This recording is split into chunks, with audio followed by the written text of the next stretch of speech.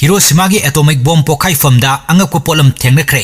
Japan da mang takningai gi masak oirba atomic bomb thadaduna khudakta miyoi 60 hen senkiba mafamda scientist singna mamangda amukta khangnadriba potlam ama thengnakhre.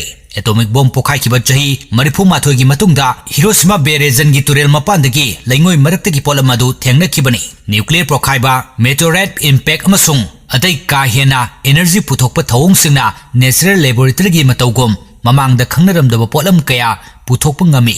Scientist singna handakta nongna thengnariba potlam madugi maming Hiroshimites haina khangnarami. Apikpa amasung matum taba potlam adu Hiroshima da atomic bomb pokhaikiba matamda second khargi manungda Celsius degree 700 yawna sabagi chang hengalakpana maram oiraga potlam adu mathanta semlakba oiramgani haina thijin humjinbada yawriba scientist singna phongtokli. Nongna thengnakiba potlam adu reflected light microscope sizinarga scientist singna kupna thijili. Science Advances Journal da phonglakpa report amada scientist singna hai Hiroshima Bay gi laingoi maraktagi fangba potlam adu mamangda amukta ukidri. Kumja 1995 ki August 3 ta atomic bomb thadakiba aduna maram oiraga building gi masak sing metal laihau glass amadi ising phawa miku khargi manungda manil oina pahinki amasung tapna tamna ingtharakki.